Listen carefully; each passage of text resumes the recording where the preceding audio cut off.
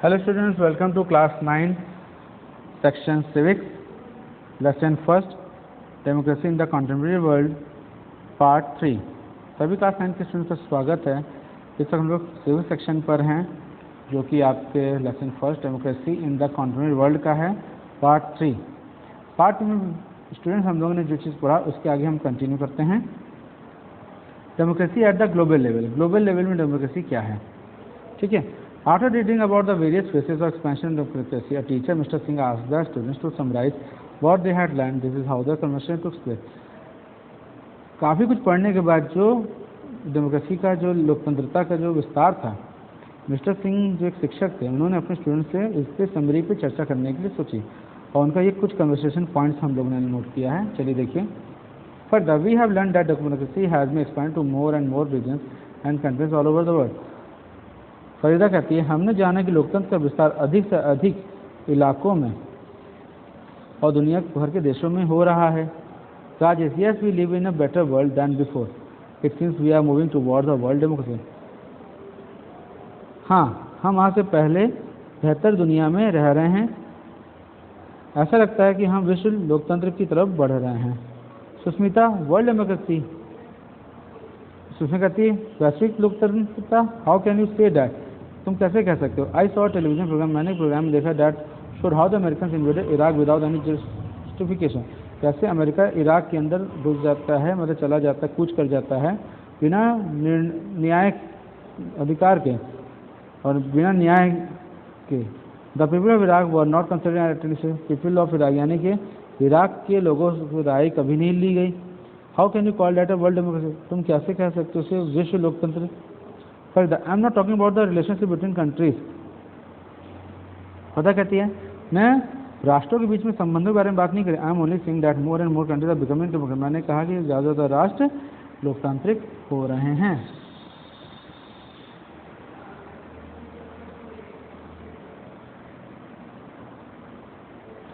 Rajesh, but what is the difference between the two, लेकिन दोनों में फ़र्क क्या है। If more and more countries become democratic, अगर ज़्यादा से ज़्यादा राष्ट्र लोकतांत्रिक और isn't obvious that the world also becomes more democratic, तो क्या ये नहीं है कि दुनिया भी लोकतांत्रिक हो रही है। After all the Iraq war was all about taking democracy to that country, या इराक के युद्ध के बाद ये इससे पता चलता कि वो लोकतंत्रता उनसे छीनी गई है।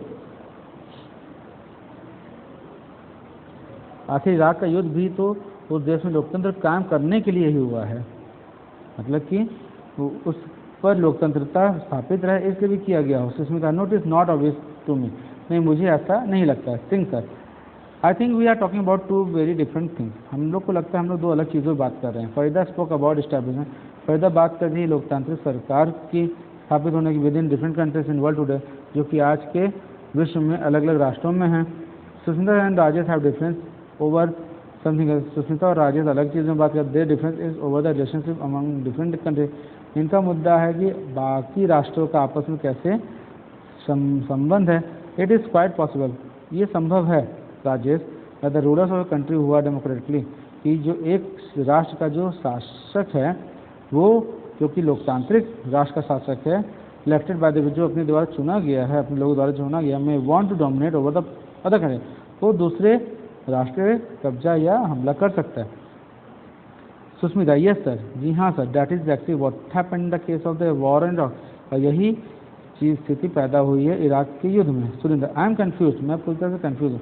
How can we talk about democracy at the global level, हम लोग लोकतंत्रता को इस स्तर पर कैसे कर सकते हैं। Is there any world government, यहाँ पे कोई world government who is the president of the world, जो कि दुनिया के राष्ट्रपति है। Is there any, if there is no government, अगर कोई राष्ट्रपति नहीं, अगर यहाँ पर ऐसी कोई सरकार नहीं है, how can it be democratic और नॉन डेमोक्रेटिक, तो लोकतांत्रिक और अलोकतांत्रिक कैसे कह सकते हैं।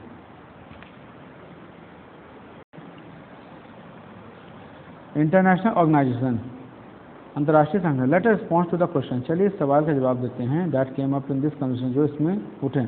Does an increase in the number of democratic countries all over the world automatically lead to democratic relation among countries, मतलब कि जिस तरह से बढ़ते हुए संख्या है लोकतंत्र राष्ट्रों की पूरे विश्व पर, वो क्या सभी राष्ट्रों के संबंध जो हैं लोकतांत्रिक राष्ट्रों के संबंध को बढ़ाएंगे।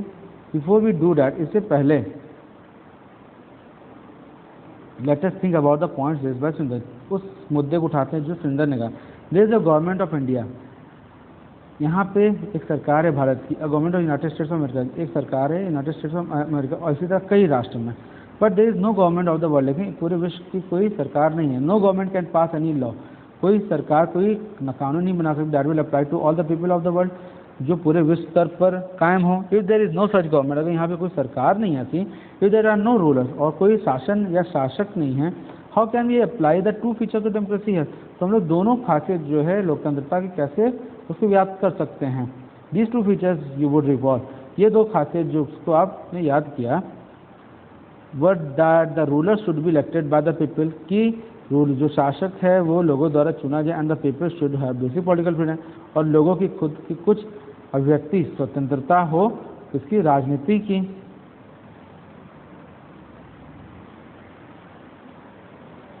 While Surendra is right in a simple sense, जबकि सुरेंद्र जो है अपने सेंस में एकदम सही है। We can not say that the question of democracy does not arise है, हम लोग ये नहीं कह सकते हैं लोकतंत्रता का सवाल यहाँ पे ना है उठे। There is no single world government, यहाँ पे कोई भी एक विश्व की सरकार नहीं है, but there are many institution, लेकिन यहाँ पे कई संगठन हैं विश्व पर वर्ल्ड में, that perform partially the function of the such government, जो ऐसे कार्य जो है सरकार के जैसे ही करती है। This organization can not command countries, ये संस्था जो है कंट्रीज को, राष्ट्रों को कमांड नहीं करती, and citizen in a way government can, जिस सबसे सरकार करती है, but they do make rules, लेकिन ये एक नियम बनाती है, that put limits on what government can do, और ये एक नियम बनाती है जो सरकार भी करती, कंसिडर दिस ऑन, इस मुद्दे पे। Who make laws and rulers to govern the seas, वो नियम बनाती है, कानून बनाती है कि किसका प्रभुत्व होगा समुद्रों पे, and that do not fall with in the boundary, जो किसी राष्ट्र की सीमा में नहीं आते हैं, ठीक है, ऑफ एनी वन कंट्री। और who take steps to control environmental degradation, कौन पर्यावरण की कमियों को मतलब नुकसान जो पहुंचा रहे उस पर कदम उठाएगा, that threatens all the countries together. The United Nations has evolve many convention, अंतर्राष्ट्रीय संगठन जो है इस मुद्दे पर कई बातें कर चुका on this question that are now binding, जो आज बातें करते हैं कई राष्ट्रों को विश्व स्तर पर। United nation is a global association, अंतर्राष्ट्रीय संगठन जो है वो विश्व स्तर का समुदाय है, राष्ट्रों का, कई राष्ट्रों का विश्व के, टू हेल्प कॉपरेशन, जो सहयोग देता है, अंतर्राष्ट्रीय कानून में, सुरक्षा और आर्थिक व्यवस्था में, डेवलपमेंट में, इकोनॉमिक एंड सोशल और सामाजिक समानता पे। The United nation secretary general is it's chief administrative officer, अंतर्राष्ट्रीय संगठन के जो सेक्रेटरी जनरल हैं ये इसके मुख्य प्रशासनिक अधिकारी होते हैं। What happens when a country attacks another country, क्या होता है जब एक राष्ट्र दूसरे राष्ट्र पर हमला करता है बिना किसी कारण के। The United nation secretary council, तो जो अंतर्राष्ट्रीय सुरक्षा परिषद है, ये अंतर्राष्ट्रीय संगठन का ही एक ऑर्गन है, संस्था है, इस रिस्पॉन्सिबल, वो जिम्मेदारी लेती है for maintaining peace and security, कि वो शांति व्यवस्था सुरक्षा कायम कर सके राष्ट्रों के बीच में, among countries. It can put together international army, इसने अपनी खुद की एक अंतर्राष्ट्रीय सेना बनाई, and take action against the wrong doer, और जो ऐसे कार्य करता है उसके खिलाफ वो चलती है। Who lends money to government when they need it, जब किसी राष्ट्र की सरकार को पैसे जरूरत होती है तो उनको कौन मदद करता है। इंटरनेशनल मॉनेटरी फंड, अंतर्राष्ट्रीय मुद्रा कोष जो है वो करती है। वर्ल्ड बैंक, विश्व बैंक जो है also gives loans to the government, सरकारों को देते हैं। Before lending they ask the concern government to show all its account, पैसा देने से पहले वो अपनी सरकार, वो राष्ट्र की सरकार से कहते हैं अपने हिसाब किताब पूरे दिखाइए, और जहां उसको लगता है विश्व बैंक को, वो उसकी कुछ आर्थिक नियम और कानून को बदलती भी है। आज इस डिसीजन डेमोक्रेटिक, क्या ये जो निर्णय है लोकतांत्रिक है। So there are many institution at the world level, जैसे कि हमने जाना कि विश्व स्तर पे यहाँ पे कई संस्थान हैं that perform some of the function, जो कुछ कार्य करती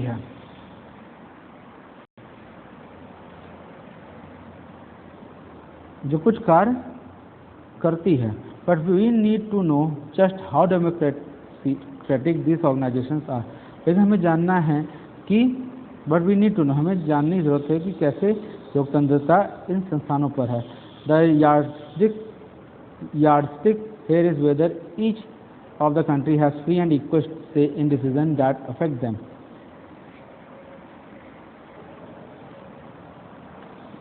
इस प्रकार हम देखते हैं कि विश्व स्तर पर अनेक ऐसी संस्थाएं हैं जो कुछ ऐसे काम करती हैं जिन्हें कोई भी विश्व सरकार करती है, जैसे कि कोई भी विश्व की गवर्नमेंट करती है। लेकिन हमें यह जानने की we need to know just how democratic this organisation are, मगर हमें ये जानने की ज़रूरत भी है कि ये संस्था खुद कितनी लोकतांत्रिक है, और इस बात को जांचने का पैमाना है। The yardstick is whether each of the countries has free and equal say in the decisions that affect them. और इस बात को जांचने का सबसे अच्छा पैमाना यह है कि खुद को प्रभावित करने वाले फैसलों में इन संस्थानों के सदस्य देशों को किस हद तक स्वतंत्र और बराबरी की भागीदारी मिलती है। Okay, in this slide let us examine the organisation of some of these world bodies. इस परिप्रेक्ष्य में कुछ वैश्विक संस्थानों के संगठन और कामकाज पर नजर डालनी चाहिए। चलिए आइए देखें। Every one of the 193 members state as on 1 September of the United Nations has one vote in the United Nations General Assembly. हर कोई 193 सदस्य राष्ट्रों में से, जो कि 1 सितंबर 2012 गठित हुआ था, United Nation has one vote, सबको एक एक मत का अधिकार है in the United Nation General Assembly अंतर। Every one of the 193 member states, 193 राष्ट्रीय सदस्यों में से हर एक को, जो कि 1 सितंबर 2012 से था, शुरुआत हुआ है यूनाइटेड नेशन में, has one vote in the United Nation General assembly, अंतर्राष्ट्रीय संगठन की आम सभा में उनको एक मत का अधिकार। It meet in regular yearly session, वो हर साल एक नियमित समय पर मिलते हैं, under president elected from among the representative of the member of country, और उन्हीं के बीच में एक प्रेसिडेंट का चुनाव होता है इन राष्ट्रों के बीच में, जो रिप्रेजेंट करते हैं अपने राष्ट्र को। General Assembly is like the parliament, General Assembly एक तरह से पार्लियामेंट तरह होता है, where all the discussion takes, जहाँ सारे निर्णय लिए जाते हैं, डिस्कशंस किए जाते हैं। इन दैट सेंस, इसी सेंस में United Nation would appear to be a very democratic organisation, United Nation भी एक तरह से लोकतांत्रिक संस्था है। But the general Assembly can not take any decision, लेकिन जनरल असेंबली जो है वो अपने से कोई निर्णय नहीं लेती about what action should be taken in a conflict, कि मतलब क्या कार्य करना चाहिए अगर किसी दो राष्ट्रों के बीच में मतभेद हो। The 50 member Security Council of the United Nations takes such crucial decision. अगर दो राष्ट्रों की किसी राष्ट्र के बीच में मतभेद होता है तो 15 सदस्य की जो सुरक्षा परिषद है वो निर्णय लेती है इस तरह के मुद्दों का। The Council has 5 permanent members. इस सुरक्षा परिषद के 5 स्थायी सदस्य हैं, United States, America, Russia, UK यानी England, Britain, France and China. 10 other members are elected by the general assembly, और बाकी 10 सदस्य जो हैं अस्थायी तौर पे जनरल असेंबली द्वारा चुने जाते हैं हर 2 साल में, for 2 years terms. The real power is with 5 permanent members, जो असली ताकत है वो इन 5 स्थायी सदस्यों के पास है। The permanent members specially the United states, जो परमानेंट मेंबर हैं खास तौर पर United states, contribute most of the money needed for the maintenance of the United nation, वो कंट्रीब्यूट करता है ज़्यादातर पैसा किसके लिए, यूनाइटेड नेशंस की मेंटेनेंस के लिए। Each permanent member has veto power, हर परमानेंट मेंबर के पास वीटो पावर है। It means that the council can not take decision of any permanent member, यानी काउंसिल डिसीजन नहीं ले सकता जब तक कि तब तक कोई निर्णय अकेले नहीं ले सकता जब तक कि अगर कोई एक मेंबर जो है नो कह दिया किसी निर्णय से, यानी 5 सदस्यों में से किसी अगर एक मेंबर ने भी ना कह दिया तो बाकी 4 सदस्य का जो निर्णय है वो पारित नहीं हो पाएगा और काउंसिल निर्णय नहीं ले पाएगी। जैसे कि आपने उदाहरण के तौर पर देखा, भारत को सदस्यता स्थायी चाहिए यूनाइटेड नेशंस में, लेकिन हर बार चीन अपना वीटो पावर लगा करके मना कर देता है, जिसकी वजह से भारत को सुरक्षा परिषद के अंदर सदस्यता हासिल नहीं हो रही है। This system has led more and more people and countries to protest and demand that the United Nation becomes more democratic. ये जो व्यवस्था है इससे ज़्यादा लोग ये चाहते हैं कि और राष्ट्र उन्होंने विरोध करना शुरू कर दिया और मांग की यूनाइटेड नेशंस को और लोकतांत्रिक बनाया जाए।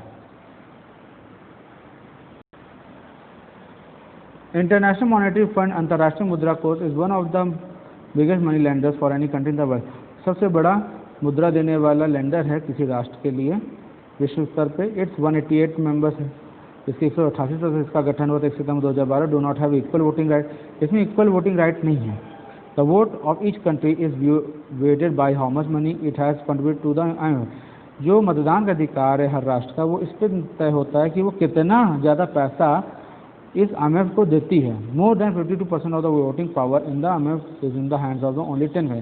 ज़्यादातर 52% से ज़्यादा वोटिंग पावर जो है IMF की, वो इन 10 राष्ट्रों पर है। United states, Japan, Germany, France, UK, China, Italy, Saudi Arabia, Canada and Russia. The remaining 170 और जो बाकी सदस्य हैं 178 कंट्री हैव अ लिटिल से, उनके पास थोड़ी सी है क्या IMF पे कंट्रोल, यानी voting power.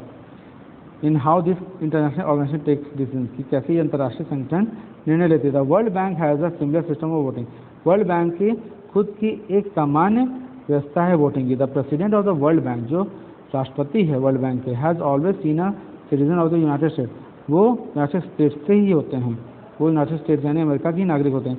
Conventionally nominated by the treasury secretary, और आमतौर पर वहाँ के जो मुद्रा कोष के मंत्री वही नियुक्त होते हैं। फाइनेंस मिनिस्टर, जिससे हम लोग क्या करते हैं, फाइनेंस मिनिस्टर जो यूनाइटेड स्टेट्स की गवर्नमेंट होती है वही चुनती है इसको।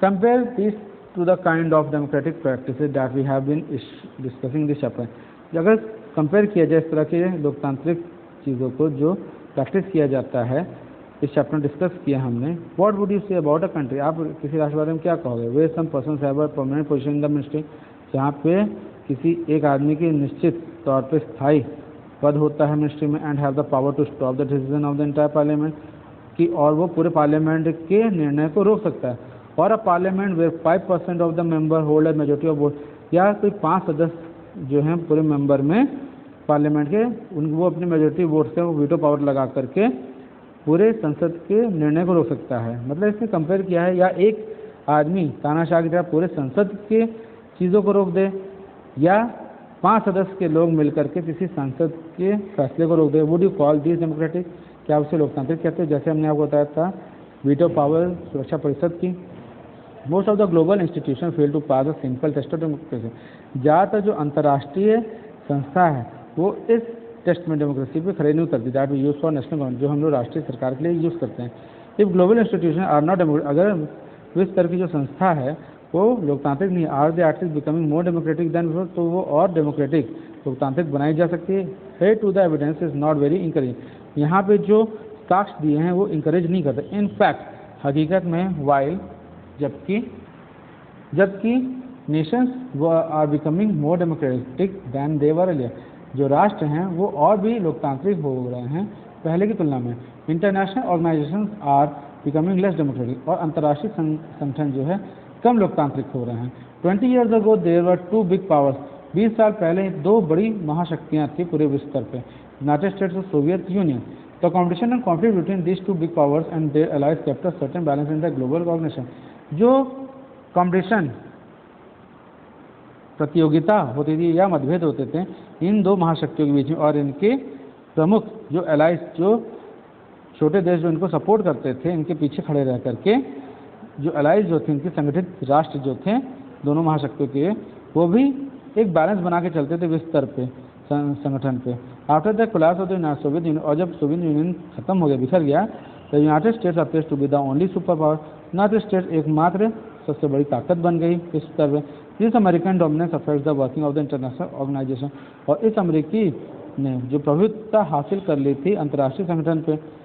This is not to say that there is no urge और मूव टुवर्ड्स ग्लोबल डेमोक्रेसी, ये ऐसा नहीं कह सकते कि हम लोग जो है विश्व स्तर पे लोकतंत्रता की तरफ नहीं बढ़ सकते। The urge comes from people, लोगों की तरफ से ये मुद्दा उठ रहा, हु गेट मोर अपॉर्चुनिटी, जिनको अवसर मिल रहा है, to come in touch with one other, जो एक दूसरे से संपर्क में आ रहे हैं।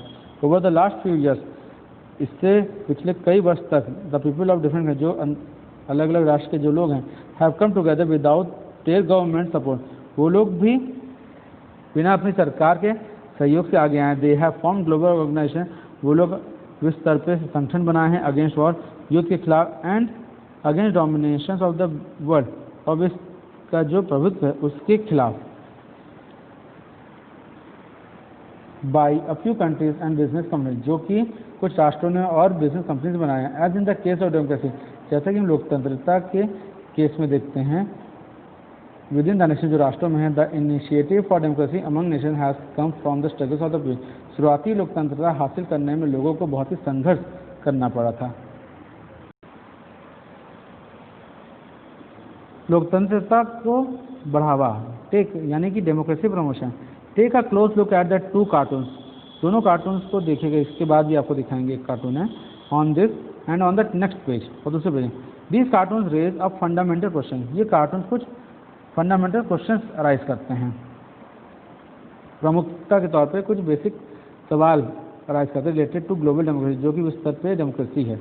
Recently many powerful countries in the world particularly the United States of America have taken on the task of democracy promotion in the rest of the world.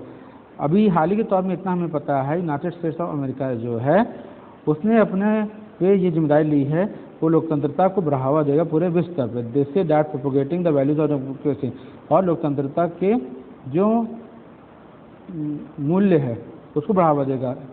सिर्फ उन्हीं को नहीं, लोकतंत्र की सरकार, लोकतांत्रिक सरकार को भी बढ़ावा देगा हर राष्ट्र में।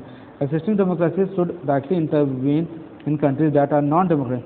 उसका कहना है कि मतलब कि जो लोकतांत्रिक सरकारें हैं वो उन जगह पर इंटरफेयर जरूर करें जहाँ पे लोकतंत्र सरकार नहीं है, स्टैब्लिश डेमोक्रेसी दे, जिससे कि वहाँ पे भी लोकतंत्रता बन सके। In some cases powerful countries have launch armed attack. इस सिचुएशन में कुछ शक्तिशाली राष्ट्रों ने मतलब कि सेना के बल पे हमला भी किया और नॉन डेमोक्रेटिक कंट्रीज, उन अलोकतांत्रिक सरकारों पर। This is what Sushmita was talking, और इसी पे सुष्मिता बोलना चाहती है। Let us see what happened in Iraq. Iraq में आखिर हुआ क्या? Iraq is a country in western Asia, पश्चिमी एशिया में इराक एक राष्ट्र था। It became independent from British rule, वो ब्रिटिश रूल के बाद जो है आज़ाद हो गया था 1932 में। 3 decades later there were a series of coups by military officers। 3 दशक बाद वहाँ पे मतलब कि सेना ने तख्ता पलट किया। Since 1968 it was ruled by Arab Socialist Baath Party। 1968 तक वहाँ पे शासन, वहाँ पे फिर 1968 से बाथ पार्टी का शासन हुआ, अरबी सामवादी बाथ पार्टी का, जो कि अरबिक वर्ड था बाथ का यानी बदलाव। Saddam Hussain a leading bath party leader played a की रोल इन द 1968 कूप। सद्दाम हुसैन जो कि बाथ पार्टी के नेता थे, उन्होंने बहुत ही मुख्य रोल अदा किया 1968 में जब सेना ने तख्ता पलट किया। That brought the party to power, उन्होंने इस बाथ पार्टी को सत्ता में लाई, यानी कि सद्दाम हुसैन खुद भी सेना के जनरल थे, उन्होंने ही ये करवाया था। This government abolish traditional Islamic law, इस सरकार ने जो पुरानी इस्लामिक लॉ की सभ्यता थी कानून से उसको हटा दिया। And give women the right to vote, और औरतों को अधिकार दिया वोट करने का, सिविल फ्रीडम्स, और कई स्वतंत्रता भी दी। Not granted in other West Asian countries, जहाँ बाकी पश्चिमी एशियन कंट्रीज में नहीं होती थी। आफ्टर बिकमिंग द प्रेसिडेंट बनने के बाद इराक का 1979 में Saddam run a dictatorial government, वो एक तानाशाह की तरह शासन करने एंड सप्रेस एनी डिसेंट, और जो लोग उसकी आवाज़ के खिलाफ होते थे या अपोजिशन विपक्ष के लोग होते थे रूल, उनको मरवा देता था। He was known to have got number of political opponents killed, उसके नाम बेशुमार है कि उसने कई राजनीतिक विपक्षियों को मरवाया था और कई अल्पसंख्यक समुदाय के लोगों को ख़त्म कर दिया था। United States and its allies, United और उसकी सहयोगी जो ब्रिटेन थी, वो दोनों मिल करके Iraq poses secret nuclear weapons, उसने कहा कि इराक जो है परमाणु हथियार इकट्ठा किया एंड अदर, और भी कई घातक हथियार, weapons of mass destruction which pose a big threat to the world, के लिए खतरा है। पर when United Nation team went, जब यूनाइटेड नेशन टीम वहाँ गई इराक के खोजने के लिए इस तरह के हथियार, it did not find any, उसको ये सब नहीं मिला। Still the United State and its allies, United State और उसके अलाइज ने इराक पर हमला बोल दिया, ऑक्यूपाइड इट, उसको अपने कब्जे में लिया। वहाँ पे सद्दाम हुसैन को हटाया पावर में 2003 में, और यूनाइटेड स्टेट ने अपने मुताबिक वहाँ की इंटरिम गवर्नमेंट यानी कि अंतरिम सरकार को बनाया, मतलब वहाँ पे अपने हिसाब से जो अपनी पसंदीदा सरकार थी उसको नियुक्त कर दिया, जो लोकतांत्रिक भी थी।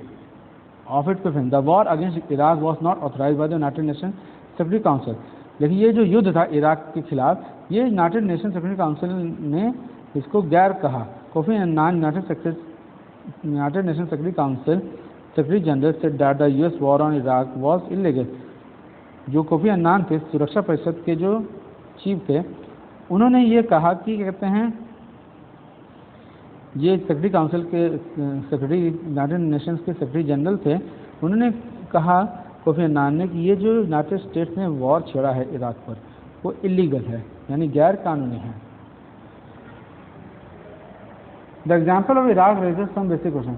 ये जो उदाहरण था इराक का युद्ध का, इससे कुछ मुख्य सवाल पैदा हुए। Is this right way to promote democracy? क्या ये सही तरीका है लोकतंत्रता को बढ़ावा देना? Should a democratic country wage a war and invade other countries for establishing democracy there? क्या किसी लोकतंत्र राष्ट्र को ये सही है कि वो दूसरे राष्ट्र में घुस जाए और उस पर युद्ध और हमला कर दे वहाँ पे लोकतंत्रता को कायम करने के लिए? Does external help work in every case? क्या इस तरह के बाहरी दबाव जो है रोज काम करेगा? और does it work only when the people of a nation are actively engage?